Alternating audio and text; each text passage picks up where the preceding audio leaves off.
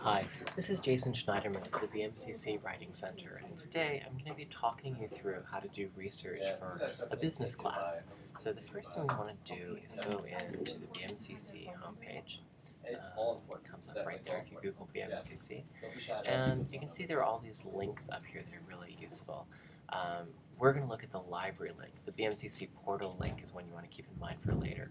But let's go into the library. Now we're going to start doing our research in the articles databases. And so these databases collect lots of scholarly research and other kinds of information and publications and writing.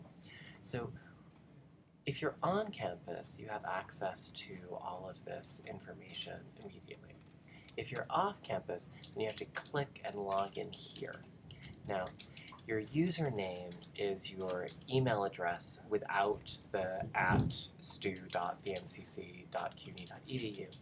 And the password, if you've changed your password, then it's whatever your password is. If you haven't used the email address yet, then your default password is your date of birth, year, month, day, plus the last 4 digits of your social security number. And then after you use it once, you're going to have to go to the BMCC portal, like we looked at earlier, and change your default password there. So let's go back to the databases.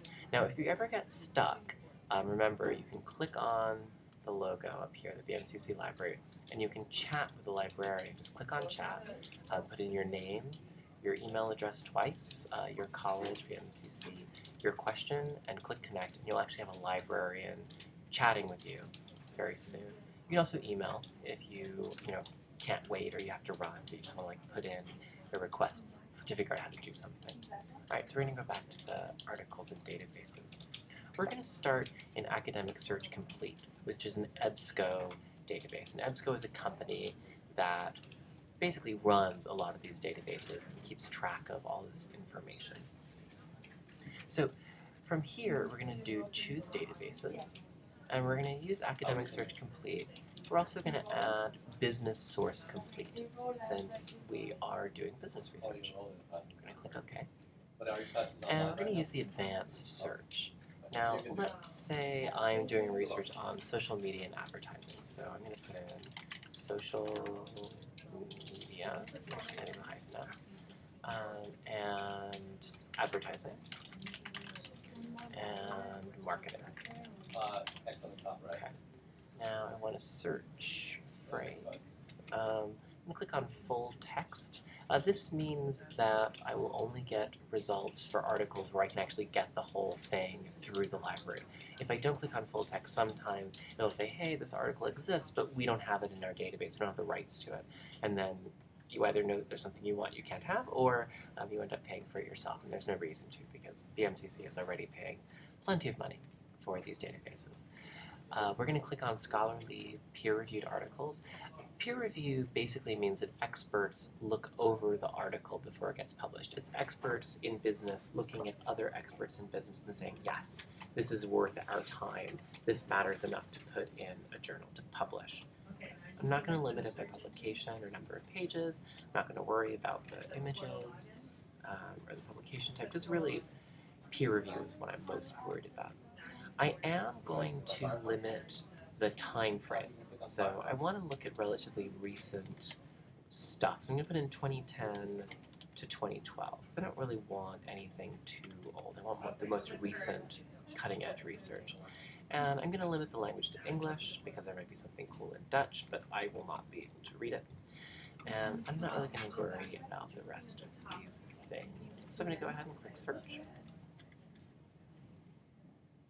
Okay, and I get 70 results. So I would start looking through the titles.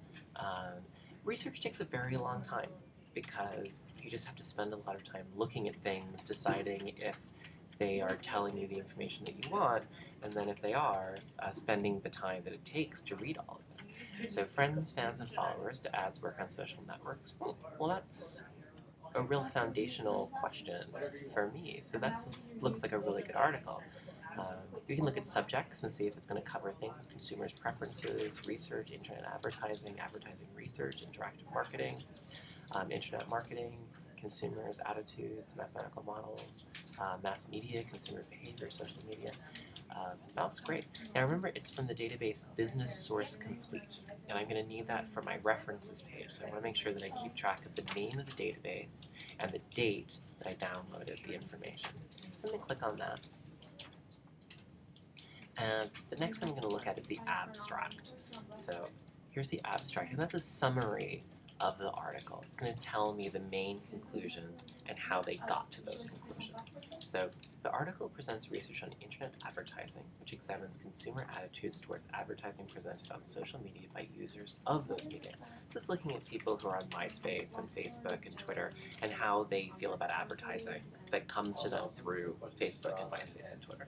So it is posited that advertising presented on online social networks can be effective, but that a perception of excessive commercial exploitation of a social network can lead its members to abandonment. Okay, so if you get some ads on MySpace, great. If you get too many ads, then people are going to leave MySpace.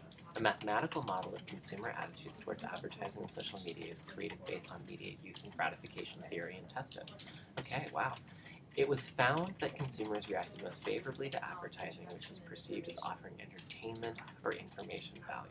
So this is great. I actually have the main idea of the article right here. That consumers really like advertising as long as the advertising entertains them or makes them feel like they're learning something. But I do want to read this article because I really want to know how they found this out, and I want a more detailed understanding of this conclusion.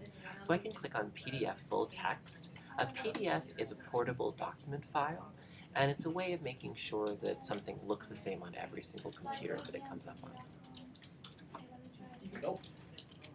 So here I have the whole article, and as you can see, it's a fairly long article, so I'm going to need to leave an hour and a half, 2 hours, maybe more, to read this, depending on how quickly I read and how much time it's going to take me to figure out all of these graphs and really digest all this information. And that's another reason why research takes so long, because you have to actually read all of these things. It's not enough just to know the conclusion. You have to really understand how they got there and sort of have a stronger understanding of the conclusion than just the simple version. Okay, so I could print that up, and I can go back and just make sure I have all the information I would need for my references. That I have the name of the journal, the date of the journal, the volume and issue number, the pages that it appeared on in the journal, and some of the stuff I don't need. So I don't need to know the ISSN. I don't need to know the accession number, but I do need to know that the database is the business source. All right. So let's go back to our lists. And so we could just keep going through this and seeing which one of these are useful and which ones are not. What I want to do next is actually take you to another database. So let's go back in to BMCC, go back to the library, go back to the articles, and this time I want to use a database called LexisNexis. So I'm going to click on the L. If you actually scroll down, you'll see how very, very many of these databases there actually are. So we're going to click on the L, and we're going to go to LexisNexis. And LexisNexis is great for giving you information in the popular press. So not peer-reviewed information where it's experts talking to experts, but popular press, the New York Times, Newsweek magazine, Time magazine, and around the world. So this will also give you the major newspapers in London, in Australia. So I'm going to use the same terms, social media advertising. And I'm going to limit my search again. Let's say just to the past, let's say the past 2 years, because I just want to know what people are saying about it in the popular press. Okay, and I'm also going to take it from major world, but let's say all news in English. Okay. All right, now, when I look at my resources, I can actually see my sources by category. So let's say I'm going to limit myself to newspapers. I just want to see newspapers. Alright, and now I can actually look at which newspapers I want to look at. So I'm going to look at the New York Times because that's my home. I live in New York. So let's see. Oh, when the marketing reach of social media backfires. Okay, so this is really interesting. This is from March 16th, 2011, so it's relatively recent. Can Dig find its way in the crowd? I probably care a little bit less about. Let's click on this one, the marketing reaches social media backfires. Now, in the New York Times, you're not going to have many of the same things that you have in a peer-reviewed journal. So you're not going to have an abstract. It's going to be, you're really going to have to read it to have a better sense of what's actually there. Let's just take a look at this.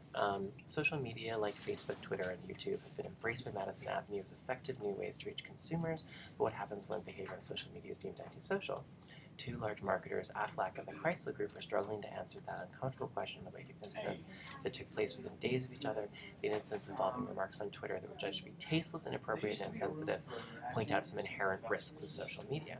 Okay, so this is really going to be about when advertising goes bad. This looks very interesting, so I would really print this up and I would read this. And again, you want to make sure that you have all the information that you're going to need for your references page. So you need to know if it's from New York Times, what date it was printed, the database that you got it out of, which is LexisNexis Academic, and the date that you downloaded it. Okay, so I hope that this has given you an idea of how to start doing research. Of course, you can always go to the library and talk to the reference librarians. You can always come to the Writing Center and use our computers and say hi to us. And if you have any questions, one of us should be able to help. Thanks very much.